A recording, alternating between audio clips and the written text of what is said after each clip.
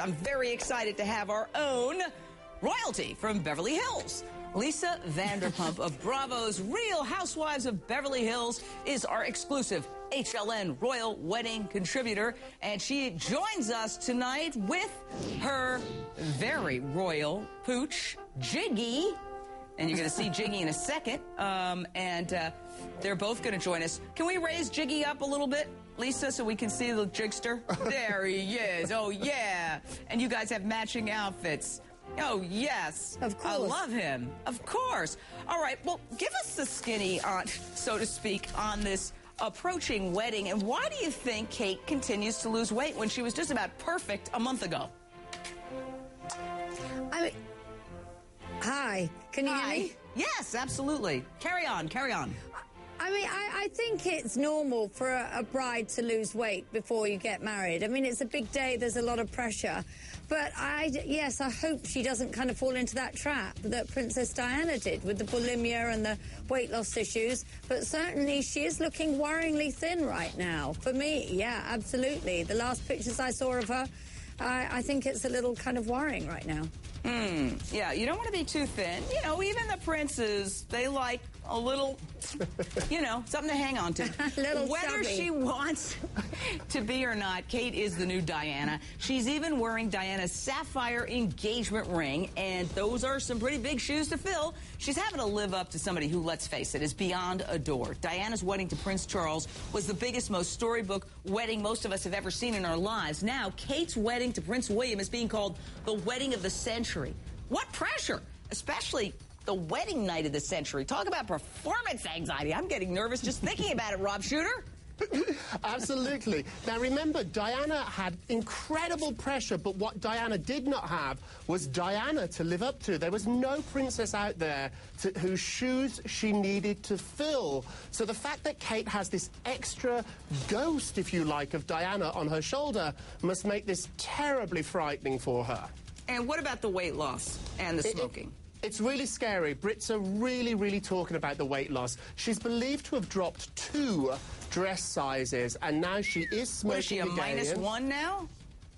She's a 0 now, so she's a size 0, and it is causing concern, especially because the Brits all remember Princess Diana and how much weight she lost and how she suffered terribly with bulimia after she got married, not before.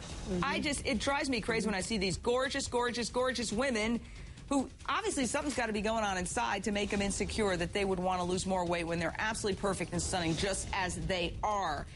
Art is never completed. It is abandoned. Sometimes you just got to stop and say, I'm good enough. Joyce, Pennsylvania, your question or thought, Joyce? Well, my thought is I work in a bridal shop, and I have to tell you, whether they're a size 2 or a size 32, the first thing out of their mouths when they put on a wedding dress is, I have to lose weight. It's the first thing they say, and they all look so beautiful as they are, but it's the first thing, it always amazes me that that's the first thing that they say when they put the dress on. Yeah, and one day they'll get to be my age, and I can look back on the days when I really was skinny, and I never even appreciated the fact that I was skinny. I was so busy losing weight, and now I'm not really skinny anymore, and I don't care. So it's such a crazy game, Lisa, that we play on ourselves, we women. Terrible. I know, it's ridiculous. Absolutely hate that, this obsession with losing weight. I was quite nervous about meeting William's father, but no, he's very, very welcoming and, you know, very friendly.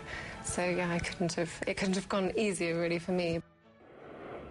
Those two are getting hitched, and we're talking about it. The royal wedding almost upon us. The guest list growing, and it's full of exes, as in Kate's exes and Will's exes. Now, there are 2 of Kate's ex-boyfriends on the list, and 4 of the groom's ex-loves. Even Prince Charles invited his rumored first love. And then there, of course, there are the big stars, soccer star David Beckham and his wife Victoria, Elton John, and all of those people. The list goes on and on. But Lisa Vanderpump, tell us about these exes. I find that rather peculiar. And I also notice that Jiggy seems to be very bored by the subject and seems to be almost quite asleep. I know, I'm sorry about that. I'll wake him up. No, I think it's quite customary in those circles, really, because the circles are so small that it's almost like the exes have to get on. Camilla was actually at Charles and Diana's wedding, much to Diana's chagrin, I suppose. And also at Camilla and Charles's wedding, she had her ex-husband. So, yeah, I just think that's kind of like, you know, like it or lump it. You've got to make the best of it and get on with it. I don't know who all those people running track were, but maybe they're coming to the wedding, too. Now, this could be an episode of Three's Company when the honeymoon's over, because from what I understand, William, Kate, and Prince Harry plan to live together. Here's Prince Harry talking about his future sister-in-law on Good Morning America. Check this out. She's a fantastic girl, she really is. My brother's very lucky, and she's very lucky to find my brother. I think that the two of them are a perfect match. All right, now, apparently the threesome won't share a house for long, just until William and Kate can find a palace of their own. But, Rob Shooter, what is this with the royals rooming together? I think a lot of people don't realize that these palaces, like Kensington Palace, they're kind of like glorified apartment complexes where the royals are kind of assigned to live with each other, whether they like it or not.